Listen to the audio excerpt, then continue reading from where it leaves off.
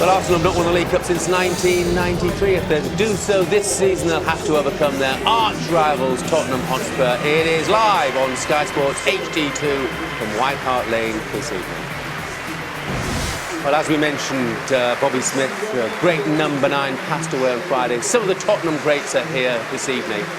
And to mark the occasion, in celebration of Bobby Smith's life, there will be 1 minute's applause here at White Hart Lane.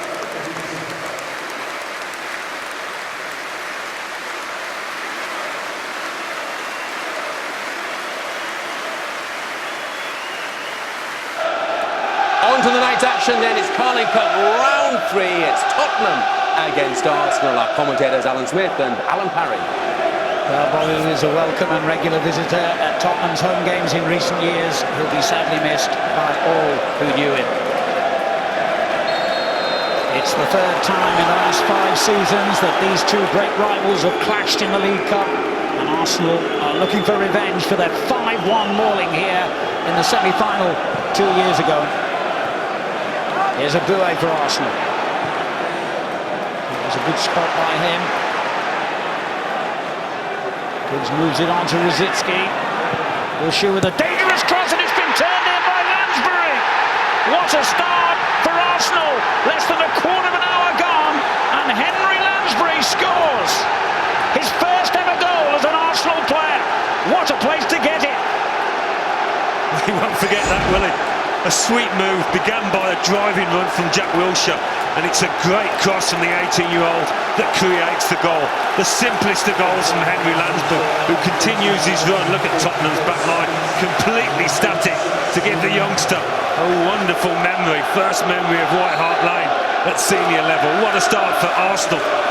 They promised to do it, didn't they? They put together some really smooth moves in this opening 15-minute spell. Lansbury spent most of last season on loan at Watford. He was in the Arsenal side that won the FA Youth Cup last year. Only half a dozen first-team opportunities he's had. He seized this particular one with both hands and one trusty right foot. It's Tottenham Hotspur 0, Arsenal 1. Something's got to change from a Tottenham point of view. Glenn Hoddle's been urging the arrival of Robbie Keane, and he will get his wish because Robbie Keane is going to come on in the second half for Giovanni, and more experience as well because Aaron Lennon is going to play a part in the second half as well. There he is, start of the evening on the bench, but needs must, and Jake Livermore's night is over. A quick look at some of the half-time scores. Birmingham had a good night, and some of the new boys have as well. Alexander Pleb and Nicholas Zigic both on the score sheet against the MK Dons. Gary Alexander got Brentford's equaliser against Everton. No joy for Owen Coyle on his return to Turf Moor at the moment. They trail by a goal to nil. Ipswich 2-up at Millwall. Swansea 2-1 up at Peterborough. Portsmouth's miserable season goes on, trailing 2-0 at home to Leicester. Danny Higginbottom got Stoke's goal against Fulham. Asamoah Gyan, the Sunderland goal scorer, an equaliser after Frederick Piquion has scored for West Ham.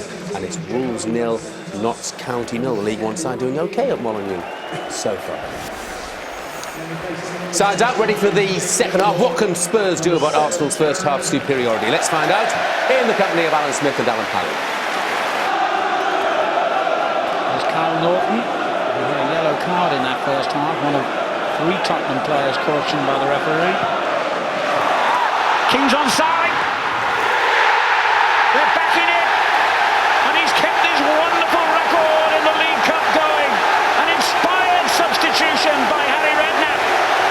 Well, wasn't it just all looking at the linesman there, because he had acres of space in the middle of Arsenal's defence. I'm not sure who it was, whether it was Emmanuel Abui, but just dropped back to play Keane onside. We'll have a better look in a minute. But what a confident finish he was. He could have easily taken it on.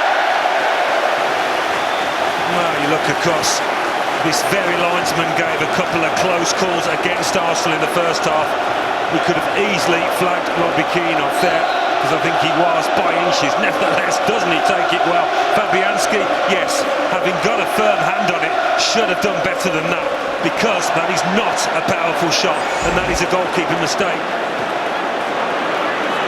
Well, the man who conceded 5 on his last appearance on this ground. And here goes Keane again. 5 goals in his last 9 League Cup ties now.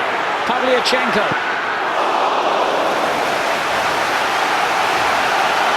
What a transformation. Just the kind of start that you are looking for if you're Spurs, and you are certainly not if you're Arsenal. Within the first few minutes. Well, you look at the cut of the grass, and Robbie Keane's left foot, the left half of his body is clearly offside, but he gets the benefit, and he uses it to the max. That's the man who kept the flag down. Stephen Child, the assistant, on this side.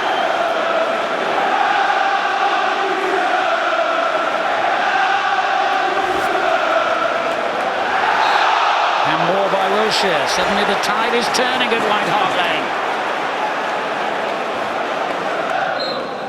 We'll have half an hour of extra time to decide a winner here at White Hart Lane, and possibly a penalty shootout. Certainly it was Arsenal's first half. They deservedly took the lead through Lansbury, but Keane, coming off the bench, scored that equalizer for Tottenham, and that's how it finished after 90 minutes. Ian Wright and Glenn Hoddle in the studio with Jeff. They will be giving us their views when you come back. His wrists were like paper, tissue. Here comes extra time then, in the company of Alan Smith and Alan Parry. Thanks, Jeff. Tottenham get it underway. 15 minutes each way period, and then penalty shootout if we still haven't decided a winner at the end of it. Both teams still have one substitute available. Here's Arshavin finding Nasri, who went down, and the referee has pointed to the spot. Dramatic start to extra time. Well, they seem to definitely coming together. Legs there. It's Bassong's challenge. He catches him. There's no doubt about that. He doesn't make too much of a fuss after it, Bassong.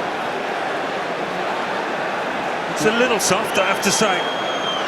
But what a chance for Arsenal seconds into this extra time period.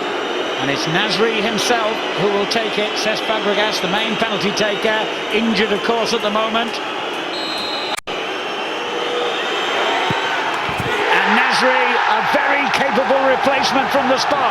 Arsenal back in front. And just when you want a cool head, Nasri provides it, and no real surprise because he's been excellent tonight.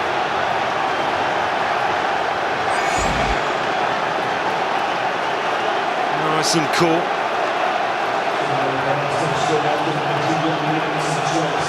that set the bar in this extra time period for Tottenham. Another comeback required from the home team. It's a good run from Nasri. It was one of those challenges for Bassong that sometimes gets penalised, other times not. I'd say it was softer than the one in the first half. Offside here, Pavlyuchenko. Always have been under Wenger. Well, there's a lovely ball for Shamak. Now he's gone down. And the referee has pointed to the spot again. Astonishing. In the first 5 minutes of extra time, 2 penalties. Nothing if not decisively pro, but did not hesitate.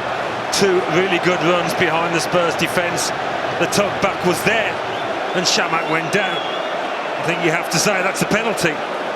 Kolka's done really well tonight, and he gets caught there from a clever run from Shamak. And is this the game over with? This is not an action replay. Samir Nasri, for real, stepping up to the spot again. Same side, do you think? Line going now. Different side, same outcome. And Arsenal have surely earned a passage into the next round. He's super cool, isn't he? Just jogging up to that ball and keeping his eye on the keeper to see which way he's going to go. So cool, he enjoyed those 2 pens. And why wouldn't he?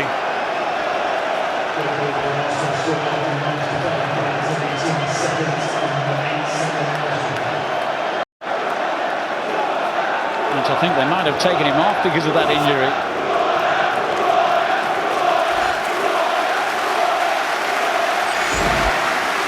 Spurs are making a change now, their third and final one. Sandro replaced by Nico Kranjčar. It's been the old 1-2 from Arsenal. They hit Spurs really without them waking up in this period of extra time. Not knowing what's hit them, the home team. It's been so clinical from Arsenal. 2 little through balls. And quickly taken back to Arshavin. Great finish. Game over now. And even a threat that Arsenal could get revenge for that 5-1 hammering a couple of years ago. Well, it's a great example of one player being alive and the other not, walking away with his head down and his back to goal, and that player was Carl Norton. Arshavin calls for it and he gets the little ball. After that, it's all about the power of the Russian on his left foot, which rarely lets him down.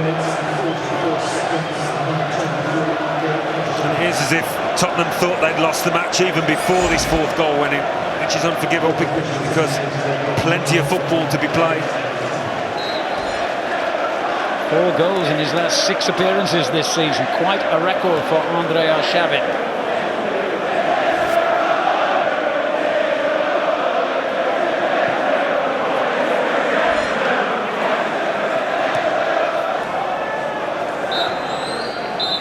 Tottenham had a mad 5 minutes at the start of extra time and quite literally paid the penalty.